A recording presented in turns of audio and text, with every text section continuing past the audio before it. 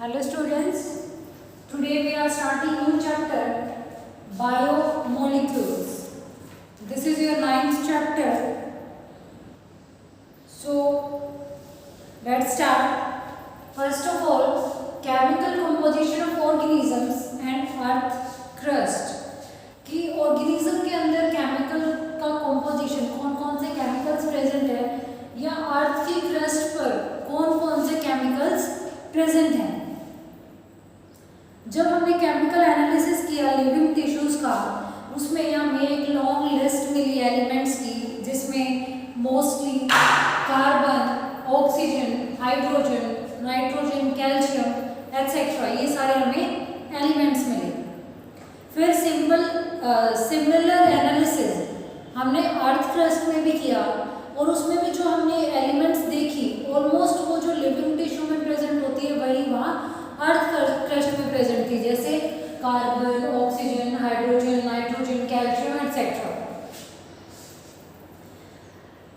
Absolute terms में देखें तो यहाँ कोई डिफरेंस नहीं है दोनों में, ऑर्गेनिज्म के कॉम्पोजिशन में और अर्थ क्रस्ट के कॉम्पोजिशन में. ऑल एलिमेंट्स सिंपल प्रेजेंट है सिंपली इन अर्थ क्रस्ट और also present in a sample of living tissue. दोनों के टिश्यू सैंपल्स में अर्थ क्रस्ट में भी और लिविंग टिश्यू में भी दोनों में सेम कॉम्पोजिशन प्रेजेंट है.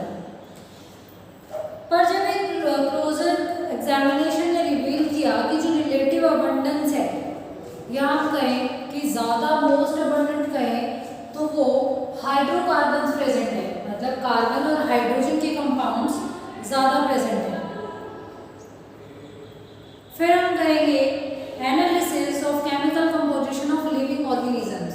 लिविंग ऑर्गेनिजम्स के अंदर हम देखेंगे एनालिसिस करेंगे केमिकल कंपोजिशन का.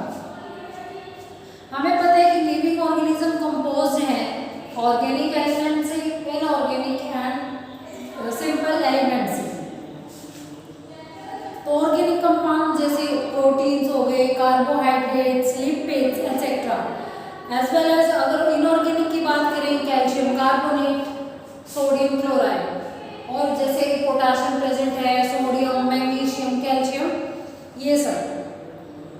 मोस्ट अबंडेंट केमिकल कंपाउंड जो बॉडी में प्रेजेंट होता है किसी लिविंग बीइंग के, वो होता है वाटर मोस्ट अबंडेंट. तो हम एनालिसिस करेंगे सबसे पहले ऑर्गेनिक कंपाउंड्स का, chemical analysis of organic compounds. Analyse करने के लिए लिविंग ऑर्गेनिज्म के केमिकल कंपोजिशन को हम नॉन वेट लेंगे किसी लिविंग टिश्यू का, जैसे किसी फ्रूट या एनिमल के लीवर का, और उसको ग्राइंड करेंगे हम ट्राइक्लोरोएसिटिक एसिड में. इसके में ट्राइक्लोरोएसिटिक एसिड एक पेसल या मोटर यूज करके जो थिक स्लरी हमें ऑब्टेन होगा उसको फिर हम चीज क्लॉथ या कॉटन क्लॉथ से फिल्टर कर लेंगे और हमें दो फ्रैक्शंस मिलेंगे. First is filtrate and second मिलेगा हमें रेटिनेट. फिल्ट्रेट जो क्या होता है, ये एसिड सोल्यूबल फ्रैक्शन होता है, और रेटिनेट की बात करें ये एसिड इनसोल्यूबल फ्रैक्शन होता है. तो जो एक्सट्रैक्ट हमें सब्जेक्टेड है वेरियस सेपरेशन टेक्निक्स का, हम ऑब्टेन करेंगे compound from all other compounds. फिर एनालिटिक टेक्निक अप्लाई करेंगे कंपाउंड पर, हमें एक आइडिया आ जाएगा मॉलिक्यूलर फॉर्मूला का और जो स्ट्रक्चर है कंपाउंड की मोस्टली उसके बारे में. फिर हम करेंगे इनऑर्गेनिक कंपाउंड का analysis, ash analysis for inorganic compounds. हमें एक वेट करेंगे हम स्मॉल अमाउंट का किसी लिविंग टिश्यू का, कुछ भी हो सकता है, fruit, leaf, piece of liver, और उसको सुखा देंगे. तब तक सुखाएंगे हम जब तक उससे वाटर इवापोरेट नहीं हो जाता. तो जो इनिशियल वेट था जो स्टार्टिंग में हमने लिया था उसको बोला जाता है फ्रेश वेट. फिर हमने वाटर को उसको इवापोरेट करा दिया, सुखा दिया उसको बोला जाता है ड्राई वेट. ठीक है, ये आ गया ड्राई वेट. उसके बाद हम क्या करेंगे, टिश्यू को हम बर्न कर देंगे, फुली बर्न. उससे कार्बन कंपाउंड्स रिलीज होंगे, ऑक्सीडाइज होंगे. कार्बन कंपाउंड्स ऑक्सीडाइज होकर CO2 रिलीज करेंगे, वाटर वेपर्स रिलीज होगा, और जो रिमेनिंग पार्ट हमारे पास बच जाएगा उसको बोलते हैं ऐश.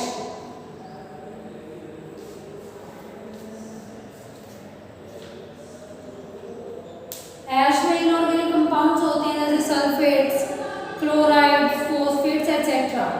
और एलिमेंट्स होंगे sodium, potassium, calcium, magnesium etcetera. तो ये एनालिसिस थे कि हम कैसे केमिकल कंपोजिशन का एनालिसिस कर सकते हैं लिविंग ऑर्गेनिजम्स में। Next topic is biomolecules of cell.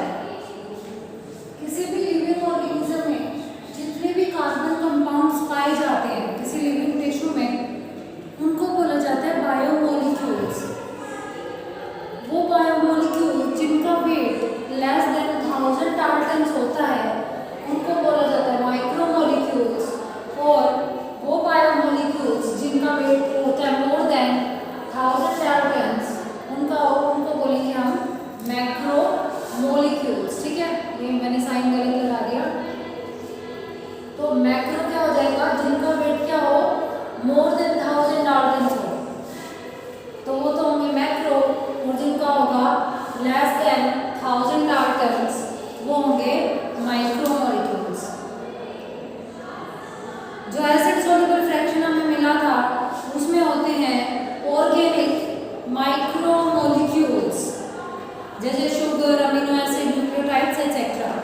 और जो एसिड इनसोल्यूबल फ्रैक्शन था उसमें होते हैं मैक्रोमोलिक्यूल्स जैसे protein, polysaccharide, nucleic acid etcetera.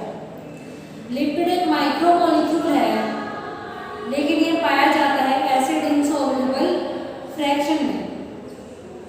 जो एसिड सोल्यूबल फ्रैक्शन है वो रिप्रेजेंट करती है साइटोप्लाज्मिक कॉम्पोजिशन ऑफ माइक्रोमोलिक्यूल्स और एसिड इनसोल्यूबल फ्रैक्शन रिप्रेजेंट करेगा macromolecules of cytoplasm and cell organelles.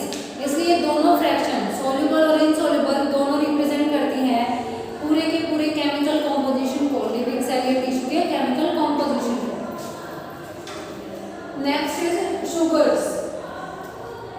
Sugars की बात करें तो शुगर्स में सबसे सिंपलेस्ट जो है शुगर कार्बोहाइड्रेट को बोलते हैं, वो है मोनोसैकेराइड जिसको हम बहुत ज़्यादा हाइड्रोलाइज नहीं कर सकते। वो कंपोज हो सकती है, दे में भी कंपोज ऑफ 3 to 7 कार्बन, इनमें 3 से 7 कार्बन हो सकते हैं। जैसे आप यहाँ पर देख सकते हैं ग्लूकोज एंड राइबोज। तो 1 2 3 4 5 and 6 carbon are present on this. तो आपको फॉर्मूला क्या याद होगा, आप कैसे लिखते हैं, लाइक दिस। ठीक है, CH2 OH एंड OH। तो इसको हमने इस तरीके से शो किया है। और राइबोज यहाँ पर ऑक्सीजन और HOCH2 ग्रुप प्रेजेंट है। जो मोनोसैकेराइड्स है उनमें या तो फ्री एल्डिहाइड या कीटोन ग्रुप होता है जो रिड्यूस कर सकता है Cu2 प्लस आयंस को Cu प्लस आयंस में, इसलिए उनको बोला जाता है रिड्यूसिंग शुगर्स मोनोसैकेराइड्स को। डाइसैकेराइड्स शुगर्स हैं जिसमें 2 मोनोमर्स होते हैं, सुक्रोज, मैल्टोज और लैक्टोज इसका एग्जाम्पल है। Next is amino acids. Amino acids are those groups which contain, ये वो ऑर्गेनिक कंपाउंड है जिनमें एक तो अमीनो ग्रुप होता है और एक एसिडिक ग्रुप होता है एज अ सब्स्टिट्यूएंट। और सेम अल्फा कार्बन पे ही होगा ये सब्स्टिट्यूटेड मीथेन्स होती हैं, 4 सब्स्टिट्यूएंट ग्रुप होते हैं इनके साथ और 4 वैलेंसी पोजीशन ऑक्यूपाई करते हैं एट द अल्फा कार्बन। ये हाइड्रोजन होते हैं, carboxylic group, amino group and a variable group designated as R group. General formula की बात करें, हमने बोला एक अमीनो ग्रुप होता है, ठीक है, एक एसिडिक ग्रुप होगा और इसके चारों जो हैं वो कॉन्स्टिट्यूएंट डिफरेंस होंगे। यहाँ पर हाइड्रोजन लगा है COH और R की पोजीशन के बेसिस पर R के जो नेचर है उसके डिपेंड करेगा। यहाँ पर 20 डिफरेंट अमीनो एसिड प्रेजेंट है जस्ट बिकॉज R के नेचर की वजह से। अगर R की जगह हाइड्रोजन है तो ये हो जाएगा ग्लाइसिन। अगर यहाँ पर मिथाइल ग्रुप प्रेजेंट है वो हो जाएगा एलेनाइन।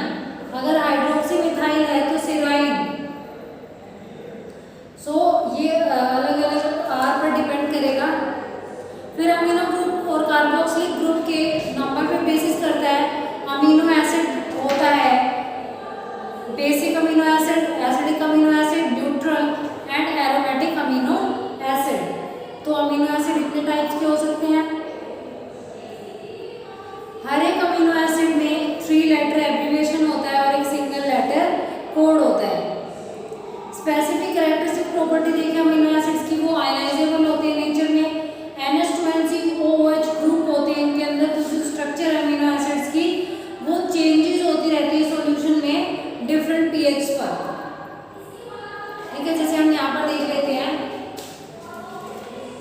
NH3 प्लस CHCOHR, ठीक है। ये जो हमने यहाँ पर दिया है ये क्या है, फुली प्रोटोनेटेड एटम, ठीक है। फुली प्रोटोनेटेड फॉर्म में कह सकते हो आप। यहाँ पर हम देखें दिस इज एज सेम, यहाँ पर सिर्फ हाइड्रोजन रिमूव किया हुआ है, ये क्या हो जाएगा आपके पास डीप्रोटोनेटेड फॉर्म। ये तो फुली प्रोटोनेटेड फॉर्म, ये डीप्रोटोनेटेड, क्योंकि प्रोटॉन निकाल दिया इसमें से, तो डीप्रोटोनेटेड। और जो एग्जिस्ट करती है ये वाली फॉर्म, द मोस्ट इंपॉर्टेंट, जहां पर क्या है पॉजिटिव चार्ज भी प्रेजेंट है और नेगेटिव चार्ज भी प्रेजेंट है, इसको बोला जाता है ज्विटर आयनिक फॉर्म। तो ज्विटर आयंस क्या होते हैं, जिस मॉलिक्यूल पर दोनों पॉजिटिव और नेगेटिव चार्ज दोनों एग्जिस्ट करें। अमीनो एसिड को क्लासिफाई किया गया है essential amino acid and non essential amino acids में, ह्यूमन न्यूट्रिशन के रिगार्ड में।